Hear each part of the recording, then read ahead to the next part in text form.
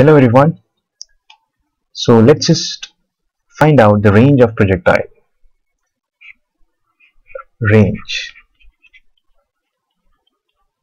of projectile.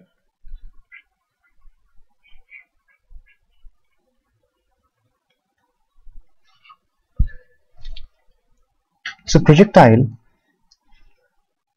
is any object which you throw at any direction with a force and also some velocity. Okay, let's consider you are throwing an object M, and this is the path that it followed. Let's name the extreme points A and B. So we are required to find the range that it has traveled all the way from A to point B. Okay, so this is the requirement of the question. So this formula that will be extensively used while solving projectile questions. So this is very important formula. So just by heart this formula and also understand how we have deduced the formula. So let's make a y and x axis for your convenience. So this is x axis. Okay, so let's just join A and B now. So let's assume the speed of the projectile is u and the angle at which it was projected, let's say it is theta. Now resolving the components towards x-axis gives us u cos theta. You must have heard about trigonometry, and u sin theta towards the y-axis. Okay, so when the body reaches the final point, that is the top point here, or let's assume this point to be the point O. Okay, when the body reaches point O, the vertical velocity, that is u sin theta component, turns out to be 0. Okay, because it further does not move towards the y-axis. So we can use that logic in this equation, v plus u plus at.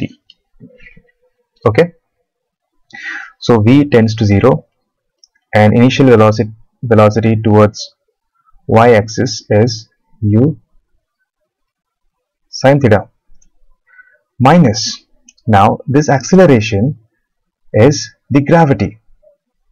So when we are projecting the body, so g is acting vertically downwards on the body, so gt.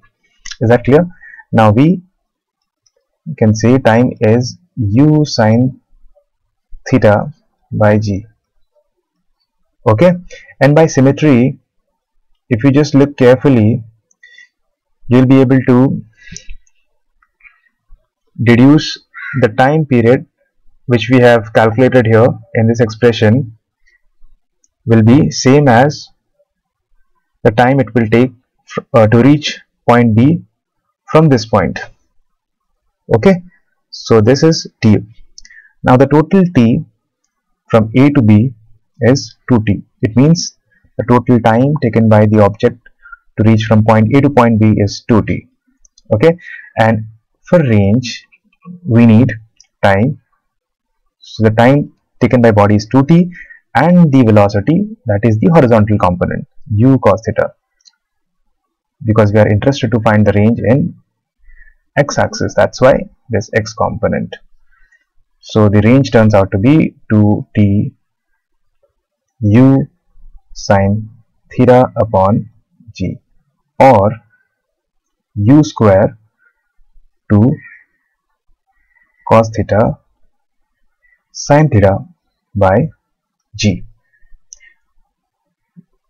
And now if you look carefully, this formula is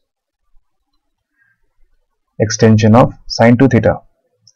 So the final range we obtain, or the simplified formula for the range, is u square sin 2 theta by g. Just remember this formula. Just remember this. This is going to be very useful for you guys in the coming time. when you solve questions from kinematics. Now, one important